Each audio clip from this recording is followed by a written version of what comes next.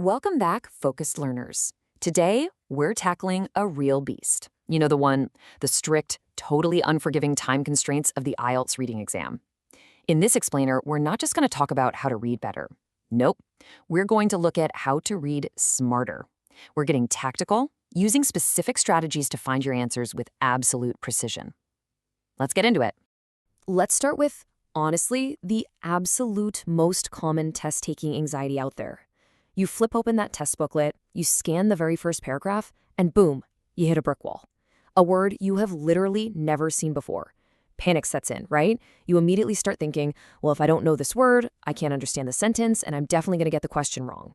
But let's separate myths from reality right now. Okay, let's dive into this because here is one of the most liberating pieces of advice you're ever going to hear. You really, genuinely do not need to know every single word. So often, you can just guess the meaning by reading the other words around it in the sentence. And you know what's even better? You might not even need to know what that specific word means to answer the question correctly, like at all. To get you operating at peak efficiency, we're following a 4-step tactical playbook today. 1. Handling unknown words. 2. Identifying keywords. 3. The art of scanning. And 4. Acing short answer questions. Step 1. Handling unknown words. Look, stressing over every single vocabulary word is a massive, and I mean massive, time waster on an exam where literally every second counts. The context of the sentence is absolutely your best friend here. When you hit a roadblock, just look at the words immediately before and after it. Is it an adjective describing something positive? Is it an action word? That surrounding context is usually perfectly sufficient for finding the info you actually need. So accept that there will be words you don't know, scratch the panic, rely on context, and just keep moving. Moving right along to step 2, identifying keywords. Now, what's really interesting about this slide is it shows a critical step you absolutely must do before your eyes even touch the main reading passage. You have to break down the exact mechanics of your search. Before you go looking for an answer, you must find the key words, the most important words in the question itself. Look at this example we have here. What do young people often think about older family members? The anchor points are heavily underlined for us, young people and older family members.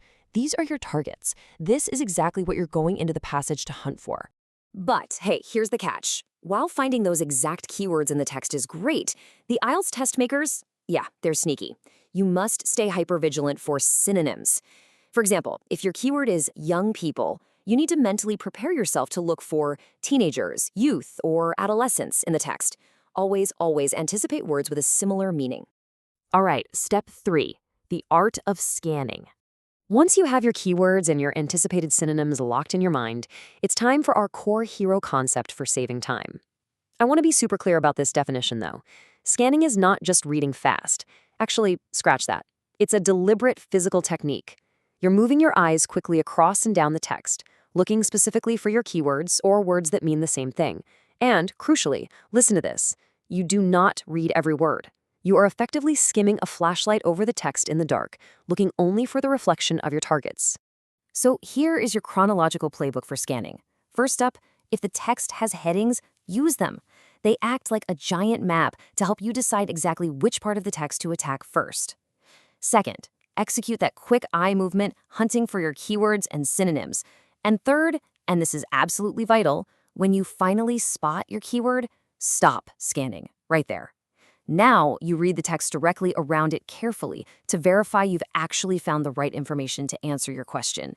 And finally, step 4, acing short answer questions. So the crucial point here is applying these searching techniques to one of the most strictly regulated parts of the test. In this short answer format, precision is absolutely everything. These questions aren't just testing your comprehension, they're testing your ability to follow strict instructions. The instructions are going to tell you exactly how many words you're allowed to use. It might be up to 3 words, or it might be up to 2 words and/or a number. This task tests if you can pinpoint the exact right part of the text quickly without accidentally overwriting and losing the point. And this brings us to the ultimate tactical hack. What happens when you do your scanning, you find the absolute perfect answer in the text, but the phrase in the passage is 4 words long and your limit is 3? Well, check out this rule. Some grammar words like the, or some can actually just be omitted in order to hit the right word count. And this brilliantly illustrates how you can manipulate the text safely. If the passage says the young people, well, that counts as 3 words. But by simply dropping the grammar word the, you are left with young people, which is only 2 words. See? You've perfectly fit the word count rules without changing the core meaning of the answer whatsoever. It's such a small adjustment, but it literally saves points. So, what does this all mean? We've covered a ton of ground today, from ignoring unknown words to dropping grammar articles to beat word counts. What if the biggest barrier to your perfect score isn't actually your English ability, but simply your strategy? Are you ready to take this exact playbook and apply it to your very next practice test? Keep your eyes moving, trust the context, and take control of the clock. Thanks for joining me on this explainer, and hey, happy studying.